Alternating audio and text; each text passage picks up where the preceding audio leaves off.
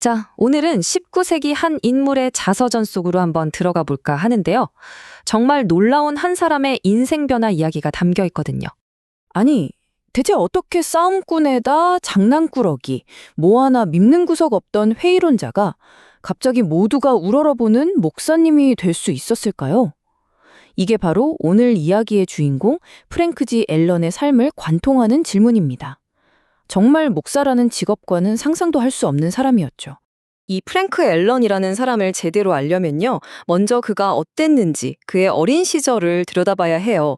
한마디로 말하면 반항, 짓궂은 장난, 그리고 아주 깊은 회의주의, 딱 이 세 단어로 요약할 수 있습니다. 자, 그럼 그의 어린 시절로 가보죠. 1840년대 켄터키. 프랭크 앨런의 유년기는 가난과 고된 노동, 그리고 뭐랄까 굉장히 호전적인 성격으로 가득 차 있었습니다. 그때는 뭐랄까 문화 자체가 굉장히 거칠었어요. 그래서 싸움이 그냥 흔한 오락거리 중 하나였죠. 심지어 프랭크의 아버지도 체구는 작았지만 엄청난 싸움꾼으로 유명했다고 해요. 아버지가 왜 그렇게 싸움을 잘했냐고요? 한 번은 상대방이 이렇게 설명했대요. 앨런 씨가 웃으면서 나한테 다가왔기 때문이라고요.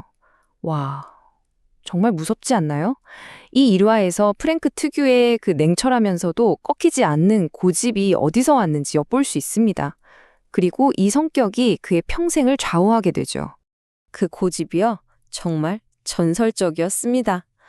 글쎄, 3살 때 어머니랑 다투고 나서는 비록 내가 항복한 건 아니지만 다시는 싸우고 싶지 않다고 생각했대요. 심지어 아기 때도 지쳐서 쓰러질 때까지 싸우면서 절대 물러서는 법이 없었다고 하니까 정말 대단하죠. 또 한 번은 싸움에서 해가 질 때까지 몇 시간 동안이나 깔려 있었는데도 끝까지 그만이라는 말을 안 했답니다. 결국 상대방이 얘는 안 되겠구나 싶어서 그냥 일어나서 도망가 버렸대요. 그러니까 핵심은 이겁니다. 프랭크 앨런은 아주 어릴 때부터 어떤 대가를 치르더라도 자기가 옳다고 믿는 건 절대로 굽히지 않는 사람이었던 거죠. 자, 이렇게 꺾일 줄 모르는 성격이 부모님의 종교와 정면으로 부딪히게 되는데요. 어떻게 됐을까요? 10대 시절 프랭크는 부모님의 감리교 신앙을 한번 따라보려고 정말 애를 썼어요. 진지하게 어떤 영적인 체험을 해보려고 노력했죠. 당시 지역에서 부흥회가 열렸는데 친구나 가족들처럼 자기도 어떻게든 신앙을 얻고 싶었던 거예요. 그래서 그 당시 하던 방식 그대로 매일같이 참회장의 자리라는 곳으로 나아갔습니다.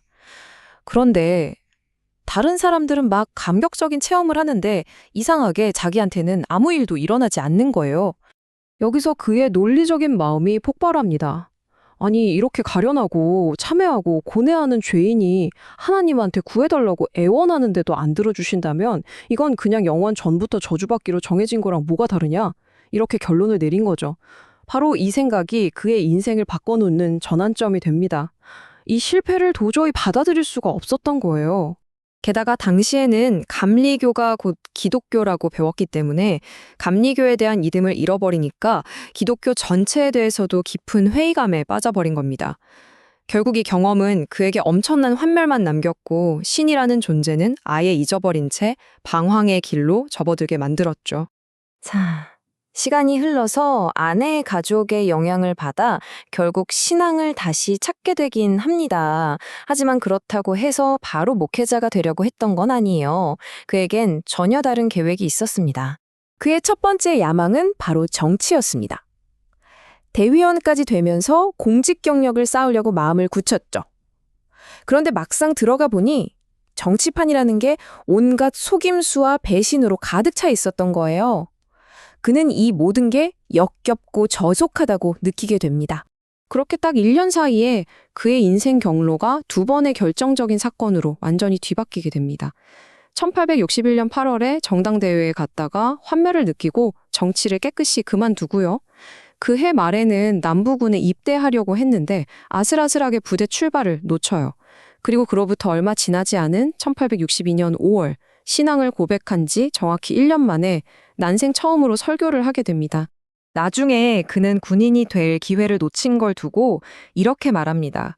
나는 오랫동안 그것을 하나님의 특별한 섭리로 여겨왔다고요. 만약 그때 군대에 갔다면 자기는 절대 설교자가 되지 못했을 거라고 믿었던 거죠. 그러니까 이 실패가 오히려 신의 개입이었다고 본 겁니다. 자, 이제 마침내 자신의 소명을 받아들인 앨런. 그는 영향력 있는 설교자가 되려면 제대로 된 교육이 필요하다고 생각했어요. 그리고 이 결심이 그의 인생에서 가장 힘든 결정으로 이어집니다. 26살, 이미 아내와 새 아이의 가장이었던 그가 아주 잘 나가던 사업을 전부 접고 대학에 가겠다고 결심한 겁니다. 상상이 되세요? 주변 사람들 눈에는 이게 그냥 순전히 미친 짓, 무모한 행동으로 보였겠죠. 반대가 정말 엄청났습니다. 다니던 교회에서는 당신은 이미 충분히 교육받았다고 했고요. 친척들은 그 길은 굶주림으로 가는 길이다라고 말렸죠. 심지어 전쟁통에 잘 되던 사업을 접는 거였으니까요. 친구들은 쟤 진짜 미쳐가는 것 같다고 수군거렸고 정 가고 싶으면 적어도 몇 년만 미루라는 그럴듯한 조언도 많았습니다. 결국 그는 이 모든 상황을 아내에게 털어놓았습니다. 이 결정으로 가장 큰 고통을 겪게 될 사람이 바로 아내였으니까요. 그에게는 다른 누구의 의견보다 아내의 조언이 중요했습니다. 그리고 아내의 대답은 딱 한마디였습니다. 가세요. 아내의 제니의 그 한마디가 모든 걸 결정한 거죠.